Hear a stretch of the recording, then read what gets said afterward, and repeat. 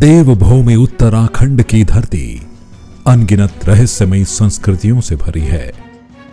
ऐसी ही एक पौराणिक सांस्कृतिक परंपरा है रम्माण। कहा जाता है रम्माण राम कथा परंपरा का अपभ्रंश है। रामायण से रम्माण बना है। रम्माण मुखौटा नृत्य से जुड़ा है। ये उत्तराखंड की प्राचीनतम परंपरा है। रम्माण का इतिहास लगभग 500 साल पुराना है। रम्माण उत्तराखंड का एकमात्र ऐसा त्योहार है जिसे विश्व धरोहर घोषित किया गया है। रम्माण को वर्ष 2009 में यूनेस्को की ओर से राष्ट्रीय धरोहर घोषित किया गया था। उच्च हिमालय क्षेत्र चमोली में रम्माण की परंपरा है। यहां कई 100 सालों से रम्माण मेले का आयोजन किया जाता है। इसके रहस्यमयी मुखौटों से देवभूमि के देवत्व का एहसास होता है। रम्माण का मुख्य आधार है रामायण। उत्तराखंड का सीमांत जिला चमोली रम्माण परंपरा का केंद्र है। चमोली के जोशीमठ ब्लॉक को देवताओं की भूमि माना जाता है। ये शहर यहाँ की जीवन शैली, संस्कृति और मठ मंदिरों के लिए प्रसिद्ध है। इसी को दर्शाता रम्माण उत्सव हर साल अप्रैल महीने में आयोजित होता है। रम्माण का मुख्य आधार रामायण की मूल कथा है।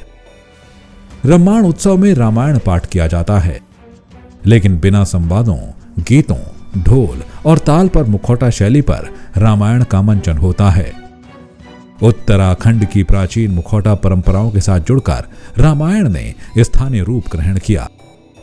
बाद में रामायण रम्माण बन गई। पूरे पखवाड़े चलने वाले कार्यक्रम के लिए इस नाम का प्रयोग होने लगा। रम्माण में रामायण के चुनिंदा प्रसंगों का लोक शैली में प्रस्तुतिकरण होता है। नृत्य सलूड़ गांव में होता है मुख्य आयोजन।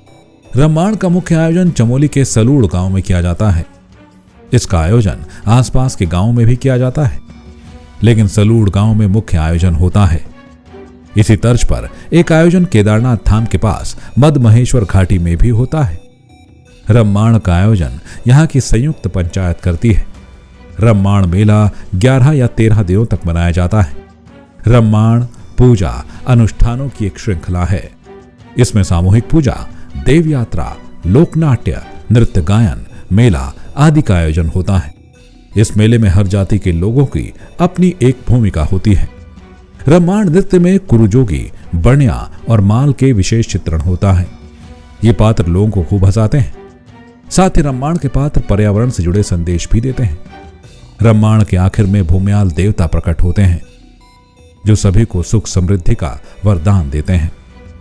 रम्माण नृत्य में 18 मुखौटे, 18 ताल, 12 ढोल, 12 दमाऊ, 8 भंकोरे का प्रयोग होता है। ये मुखौटे भोजपत्र से बने होते हैं। धार्मिक अनुष्ठान है रम्माण उत्सव।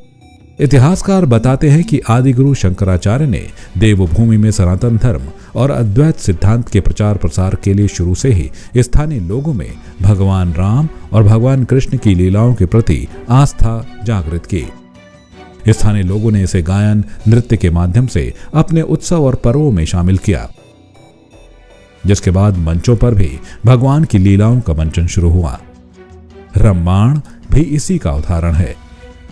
इसी जोशीमठ ब्लॉक के सलूड़, डुंगरा, डुंगरी, बरोशी, सेलंग इत्यादि गांवों में आज भी रम्माण उत्सव एक धार्मिक अनुष्ठान है, जिसका प्रतीक और नेतृत्व यहाँ के कुछ पौराणिक मुखौटे करते हैं। यह मेला सैकड़ों सालों से अनवरत मनाया जा रहा है। रम्माण मुख्यतः बैसाखी से 9वें, 11वें अथवा 13वें दिन शुभ मुहूर्त निकलता है। तब तक रात्रि काल में विभिन्न मुखौटा नृत्य, सूरज ईश्वर नृत्य, गणेश कालिका नृत्य, गाना गुन्नी नृत्य, मवर मवरिय नृत्य, बणिया बणियाण नृत्य, खैलारी नृत्य, रानी राधिका नृत्य, बूढ़ देवा नृत्य, पांडव नृत्य आदि कार्यक्रम हर दिन आयोजित किए जाते हैं। नृत्य के माध्यम से प्रस्तुत होती है रामलीला। रम्माण मेले की खास बात यह है कि इसमें संपूर्ण रामायण को संक्षिप्त रूप को नृत्य के माध्यम से प्रस्तुत किया जाता है। राम, लक्ष्मण, सीता, हनुमान पारंपरिक श्रृंगार और वेशभूषा में पूरे दिन 18 अलग अलग धुन और तालों पर नृत्य करते हैं।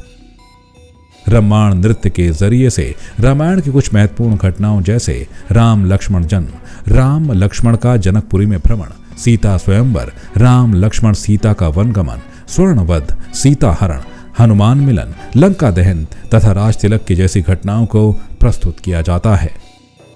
ब्यूरो रिपोर्ट, संवाद 365।